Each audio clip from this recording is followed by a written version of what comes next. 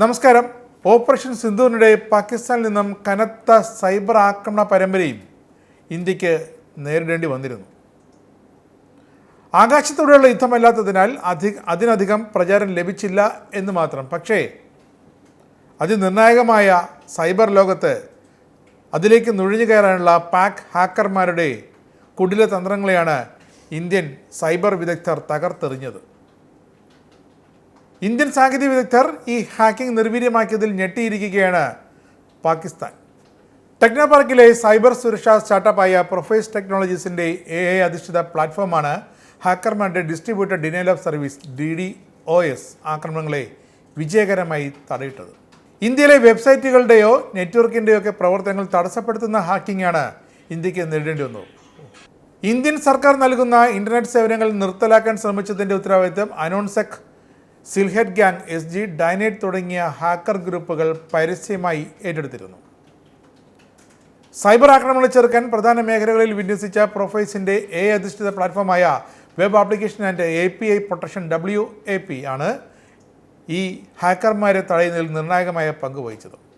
US, Australia, middle east എന്നിവിടങ്ങളിൽ ആഗോള സാന്നിധ്യമുള്ള പ്രൊഫൈസ് സ്റ്റാർട്ടപ്പിന് ലോകമെമ്പാടും ഇപ്പോൾ 100-ലധികം ക്ലയൻറ്റുകളുണ്ട്. ഇന്ത്യയിൽ നിന്നുള്ള ആദ്യത്തെ സൈബർ സെക്യൂരിറ്റിയിലെ യൂണിക്കോൺ ആകുകയാണ് ഇപ്പോൾ പ്രൊഫൈസിൻ്റെ ലക്ഷ്യവും. മെയ് 5-നും 9-നും ഇടയിൽ ആഗോളതലത്തിൽ ബോട്ട് നെറ്റുകളിൽ നിന്നും നിരവധി DDoS ആക്രമണങ്ങൾ കണ്ടെത്തിയെന്നാണ് പ്രൊഫൈസ് വ്യക്തമാക്കുന്നത്. മെയ് 5-ന് ഇന്ത്യയിലെ ഒരു പ്രധാന വിമാനത്താവളത്തെ ഹാക്കർമാർ ലക്ഷ്യം വെച്ചു. മെയ് 9-ന് 10 മണിക്കൂറിനുള്ളിൽ ഈ ആക്രമണം ഹിറ്റ് 85 ദശലക്ഷമായി ഉയർന്നു. ഇത് ഇന്ത്യയുടെ നിർണായക അടിസ്ഥാന ഇൻ്റർനെറ്റ് സൗകര്യങ്ങളെ ലക്ഷ്യം വെച്ചുകൊണ്ടുള്ള സൈബർ ഭീഷണികളുടെ വ്യക്തമായ തെളിവായി. DDoS ആക്രമണങ്ങൾ ശക്തമായിട്ടും പ്രൊഫൈസിൻ്റെ സംവിധാനങ്ങൾ പൂർണ്ണതോതിൽ പ്രവർത്തനക്ഷമമായി തുടർന്നെന്നും ഹാക്കർമാരുടെ ലക്ഷ്യം ഫലപ്രദമായി തടയാനായെന്നും പ്രൊഫൈസിൻ്റെ CEOയും ഫൗണ്ടറുമായ വൈശാഖ് TR പറഞ്ഞു.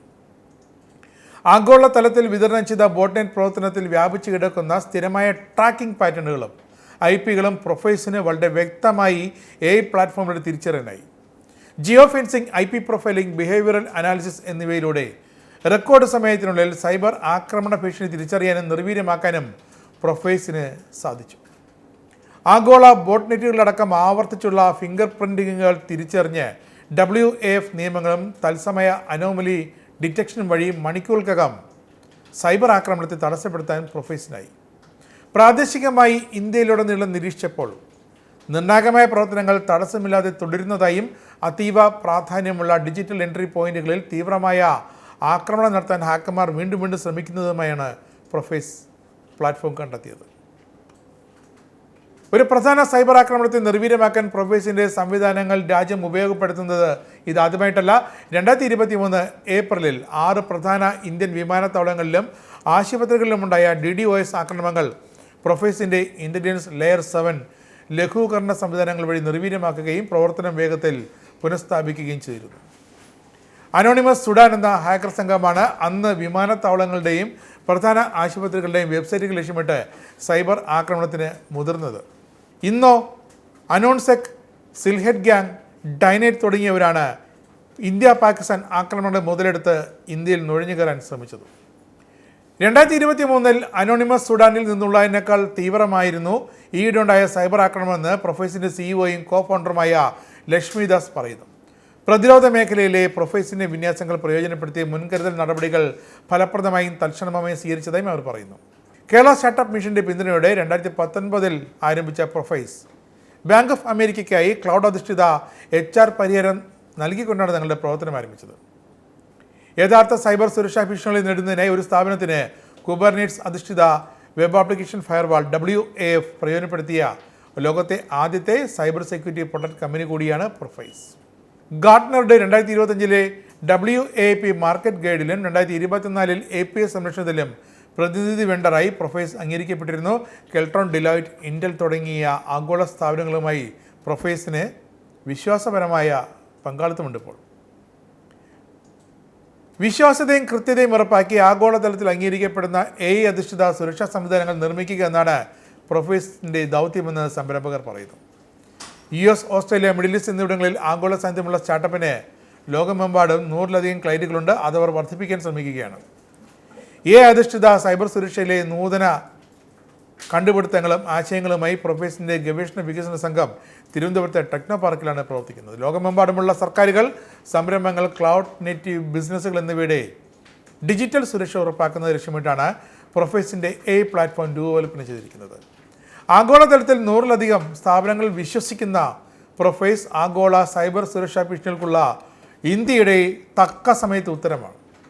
ഇന്നത്തെ അസ്ഥിരമായ ഡിജിറ്റൽ സാഹചര്യത്തിൽ ഒരു യുദ്ധം കൂടി പൊട്ടിപ്പുറപ്പാടാൽ എപ്പോഴും ഡിജിറ്റൽ സംരക്ഷണം ഉറപ്പാക്കാൻ പ്രൊഫൈസിൻ്റെ സാങ്കേതിക വിദ്യയ്ക്ക് പ്ലാറ്റ്ഫോമിന് സാധിക്കുമെന്നിടത്താണ് കേരളത്തിൻ്റെ മലയാളി സ്റ്റാർട്ടപ്പിൻ്റെ പ്രൊഫൈസിൻ്റെ ആ വ്യത്യസ്തത ഇരിക്കുന്നത്.